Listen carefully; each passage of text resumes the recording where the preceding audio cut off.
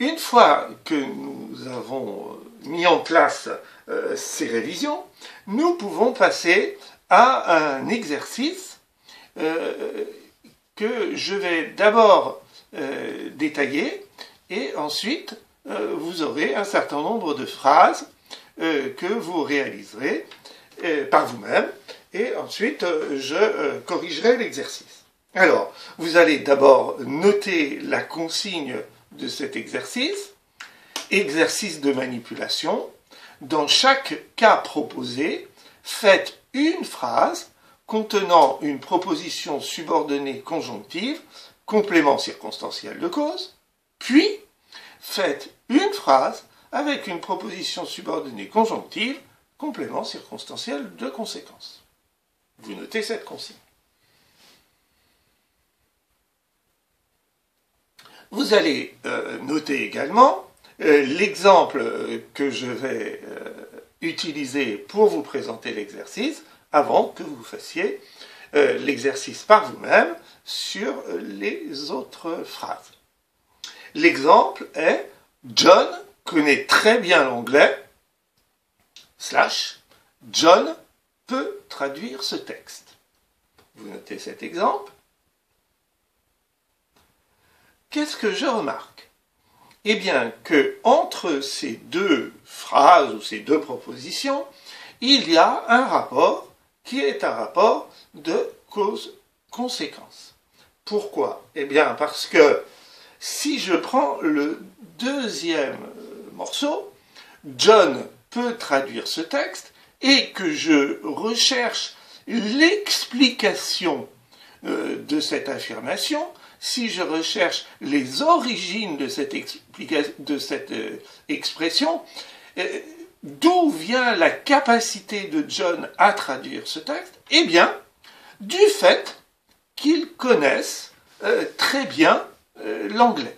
Et donc, on s'aperçoit que dans ce cas-là, l'origine du fait ou la cause du fait se trouve ici. Et le résultat de John connaît très bien l'anglais, eh bien, c'est précisément sa capacité à traduire le texte. Et donc, là, on a la conséquence.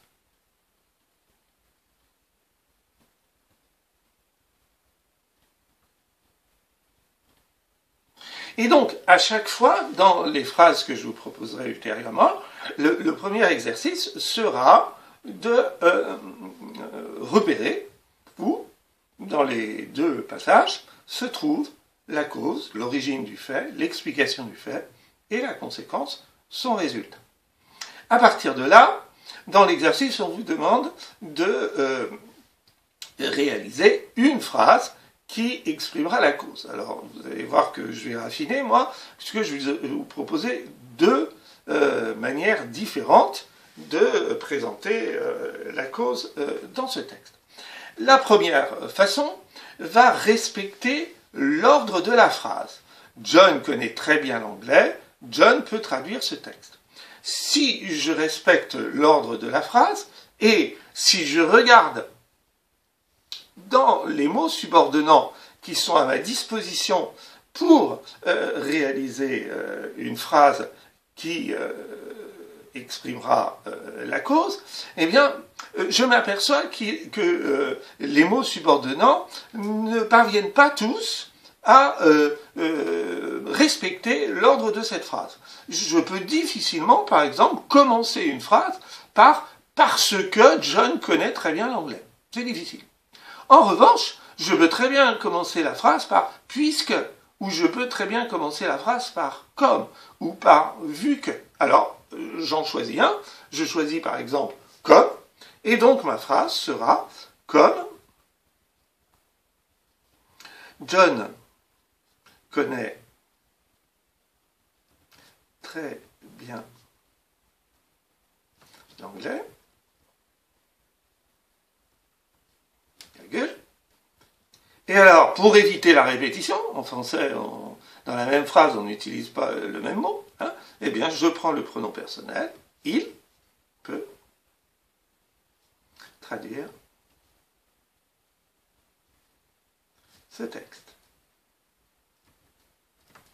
Une fois que j'ai fait ça, eh bien, j'analyse ma phrase. Un verbe conjugué, deux verbes conjugués. Vous voyez qu'il y a un verbe à l'infinitif, mais il ne nous intéresse pas. Je repère le mot de subordination. Vous remarquez que ce mot, c'est un seul mot, donc c'est une conjonction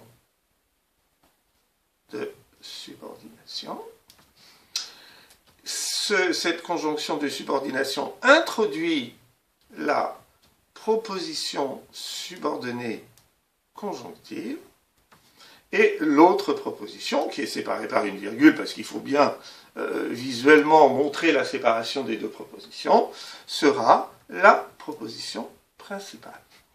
Et dans ce cas-là, vous voyez que, puisque nous avons mis une conjonction de subordination comme qui correspond à la cause, eh bien, cette proposition subordonnée conjonctive est bien complément circonstanciel de cause. Qu'est-ce que j'ai fait là? J'ai fait une phrase qui respectait l'ordre des propositions d'origine, d'accord? Et vous voyez que la proposition subordonnée est placée au début de la phrase, alors que la proposition principale est placée dans la deuxième partie de la phrase. C'est-à-dire que j'ai mis le wagon, puis j'ai mis la locomotive. Si maintenant, je voulais mettre la proposition principale, c'est-à-dire la locomotive, au début de la phrase, eh bien je peux le faire avec une proposition subordonnée conjonctive, complément circonstanciel de cause. Alors donc, je choisis de mettre la proposition principale. Alors ça ne va pas être « il peut », puisque de qui parlerait-on au début de la phrase? Il faut obligatoirement qu'on recopie « John peut traduire ce texte ». Allons-y.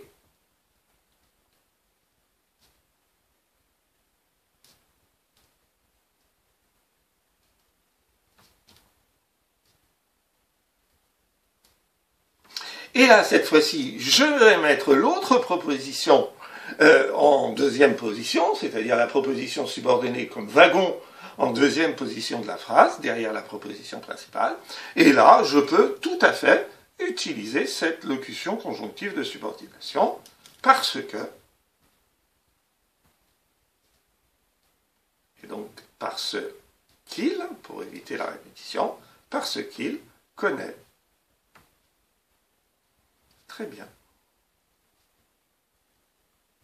l'anglais. Et là, eh bien, vous pouvez faire l'analyse par vous-même, je vous laisse une minute. Cela donne peut, connaît, parce que. Là, cette fois-ci, nous avons une locution conjonctive de subordination, puisque nous avons plusieurs mots. Cette locution conjonctive, elle permet de délimiter la proposition subordonnée conjonctive. L'autre proposition, c'est la locomotive, c'est la proposition principale. Et donc, cette proposition subordonnée conjonctive, elle est complément circonstanciel de cause, puisque, vous voyez, elle est introduite par parce que. D'accord? Donc là, dans le cas précis, on pouvait très bien présenter la phrase en mettant dans l'ordre que l'on désire les propositions principales et subordonnées. Ça n'est pas le cas dans le cas où on veut faire une proposition subordonnée conjonctive qui soit complément circonstanciel de conséquence. Cette fois-ci, vu les mots subordonnants, on est obligé de faire locomotive d'abord, suivi de wagon, c'est-à-dire proposition principale, suivi de proposition subordonnée conjonctive. Qu'est-ce que ça va donner? Eh bien, ça va donner John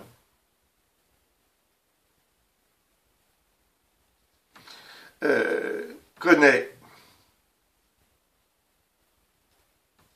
Et alors, là, vous avez il connaît très bien. Et vous voyez que très bien, c'est une façon de valoriser, d'intensifier le bien. Et là, vous avez justement des formules qui permettent d'intensifier. Par exemple, si, trois petits points que. Donc, John connaît si bien l'anglais qu'il, on évite la répétition, peut traduire ce texte.